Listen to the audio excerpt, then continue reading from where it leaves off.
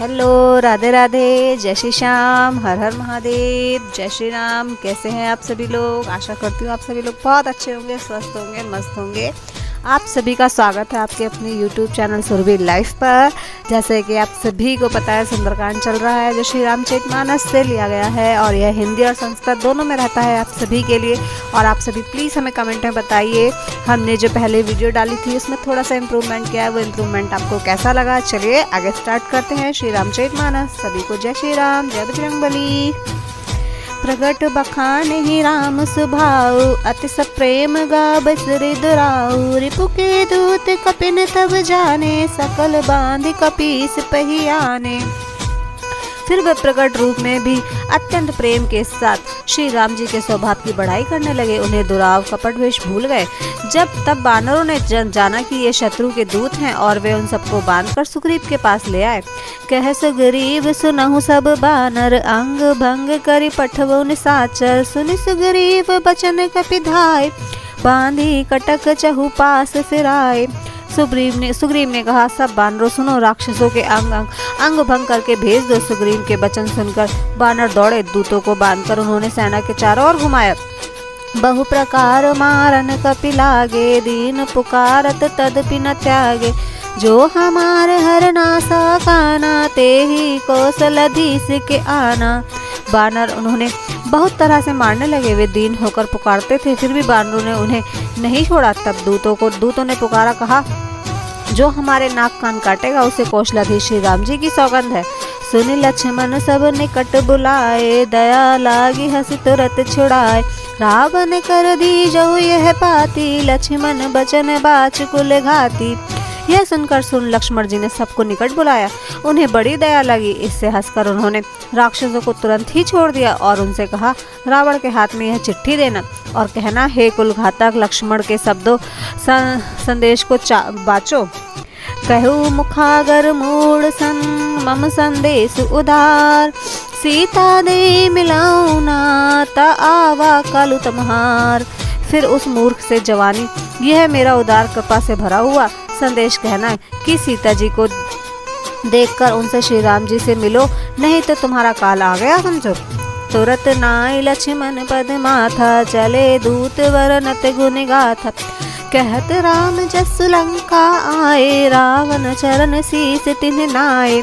लक्ष्मण जी के चरणों में मस्तक नवाकर श्री राम जी के गुणों की कथा वर्णन करते हुए दूत तुरंत ही चले गए। श्री राम जी का यश कहते हुए वे लंका में आए और उन्होंने रावण के चरणों में सर नवाया। बिहसी दसनन पूछी बाता, कहसी न सुख आपनि कुशलाता। पुनि कहु खबर विभीषण केरी, जाहि मृत्यु आयता अति नेरी। दसमुख रावण ने हंसकर बात पूछी, अरे शुक, अपनी कुशल क्यों नहीं कहता। फिर उस विभीषण का समाचार सुना, मृत्यु जिसके अत्यंत निकट आ गई। करत राज लंका सठ त्यागी, होई जब कर कीट अभागी। पुनि कहु भालु की सिकट खाई, कठिन काल प्रेरित चली आई। मूर्ख ने राज्य करते हुए लंका को त्याग दिया, अभागा।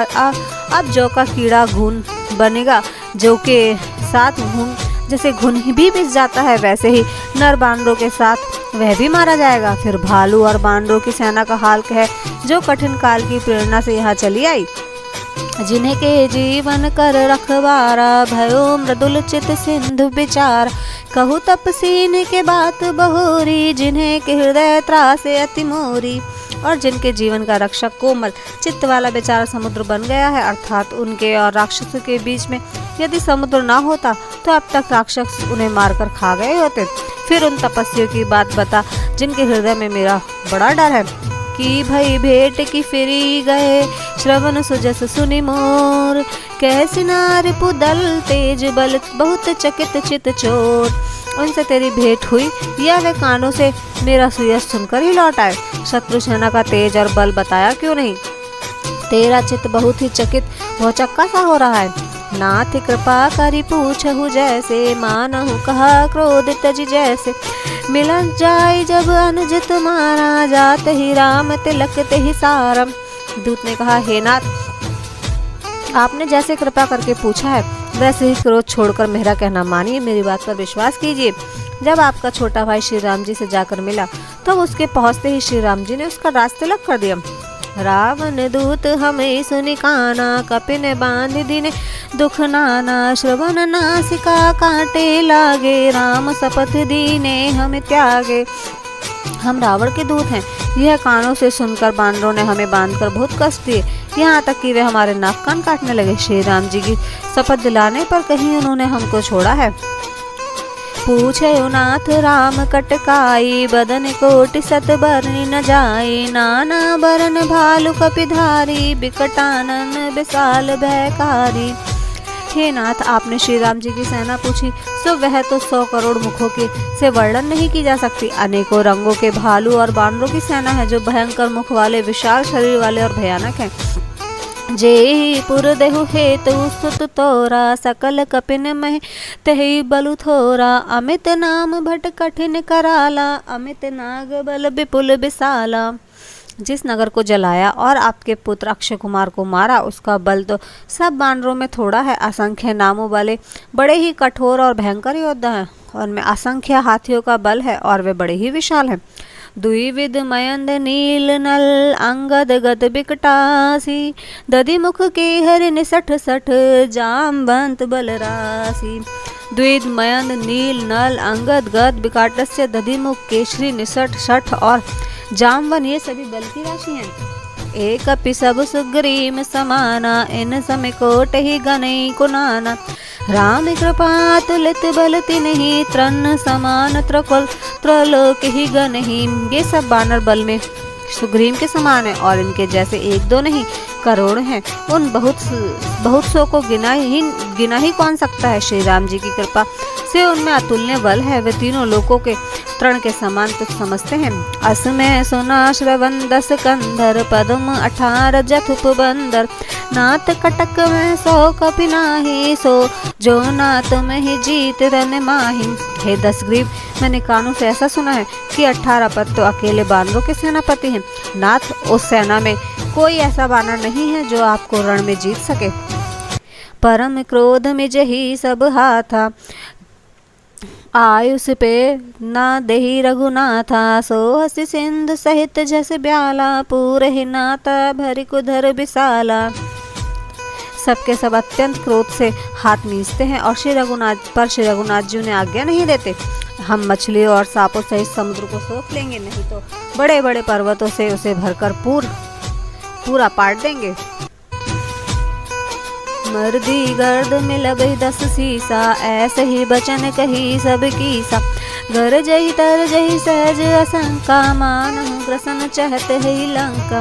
और रावण को मसल कर धूल में मिला देंगे। सब बानर ऐसे ही वचन कह रहे हैं, सब सहज ही निडर हैं, इस प्रकार गरजते और डपटते हैं मानो लंका को निगल ही जाना चाहते हैं। सहज सूर कपि भालु सब, पुनि सिर पर प्रभु राम, रावण काल कोटि कहू, जीत सके ही संग्राम।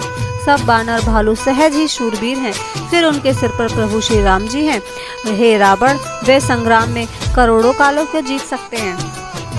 राम तेज बल बुद्धि विपुलाई, सहस सहस सत सकहि न गाई, सकसर एक सोसी सत सागर, तब भ्रात ही पूछे उनय नागर। श्री राम जी के तेज बल और बुद्धि की अधिकता को लाखों शेष भी नहीं गा सकते हैं। वे एक ही बाण से सैकड़ों समुद्रों को सुखा सकते हैं, परंतु नीतिपूर्ण श्री राम जी ने नीति की रक्षा के लिए आपके भाई से उपाय पूछा। तासु बचन सुनि सागर पाही, मागध पंथ कृपा मने माही, सुनत बचन बही सा 10 सीसा, जो असीमति सहाय कृति कीसा। उनके वचन सुनकर वे श्री राम जी समुद्र से राह मांग रहे हैं।